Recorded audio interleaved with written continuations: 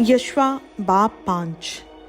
और जब उन अमोरियों के सब बादशाहों ने जो यरदन के पार मगरिब की तरफ थे और उन कनानियों के तमाम बादशाहों ने जो समुंदर के नज़दीक थे सुना कि खुदावंद ने बनी इस्राएल के सामने से यरदन के पानी को हटाकर सुखा दिया जब तक हम पार ना आ गए, तो उनके दिल पिघल गए और उनमें बनी इस्राएल के सबब से जान बाकी ना रही। उस वक्त खुदावंद ने यशवा से कहा कि चकमक की छुरियां बनाकर बनी इस्राएल का खतना फिर दूसरी बार कर दे। और यशवा ने चकमक की छुरियां बनाई और खलड़ियों की पहाड़ी पर बनी इस्राएल का खतना किया। और यशवा ने जो खतना किया उसका सबब ये है कि वो लोग जो मिस्र से निकले उनमें जितने जंगी मर्द थे वो सब बियाबान में मिस्र से निकलने के बाद रास्ता ही में मर गए।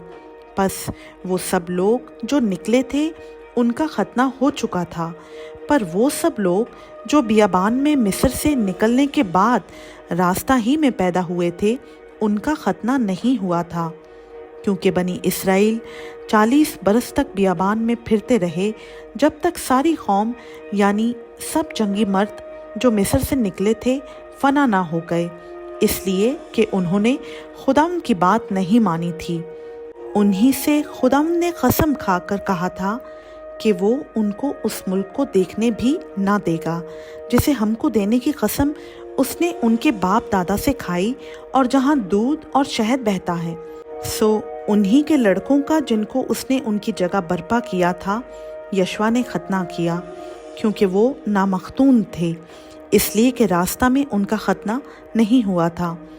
और जब सब लोगों का खतना कर चुके तो ये लोग खैमागाह में अपनी अपनी जगह रहे जब तक अच्छे ना हो गए। फिर खुदावंद ने यशवा से कहा कि आज के दिन मैंने मिस्र की मलामत को तुम पर से ढुलका दिया। इसी सबब से आज के दिन तक उस जगह का नाम जिलजाल है। और बनी इस्राएल ने जिलजाल में डेरे डाल लिए और उन्होंने यरू के मैदान में उसी महीने की 14वीं तारीख को शाम के वक्त ईद फसा मनाई। और ईद फसा के दूसरे दिन उस मुल्क के पुराने अनाज की बेखमीरी रोटियां और उसी रोज़ भुनी हुई बालें भी खाईं। और दूसरे ही दिन से उनके उस मुल्क के पुराने अनाज के खाने के बाद मन मौकूफ़ हो गया और आगे फिर बनी इस्राएल को मन कभी ना मिला। लेकिन उस साल उन्होंने मुल्क कनान की पैदावार खाई।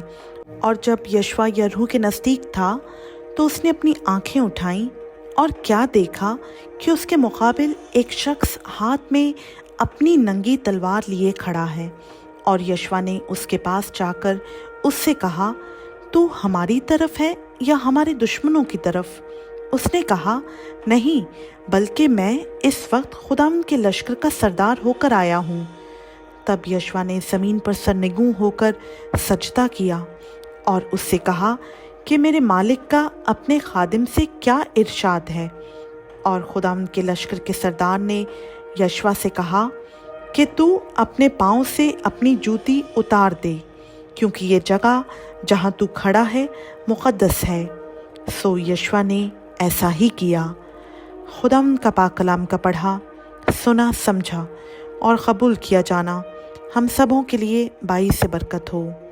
आमीन।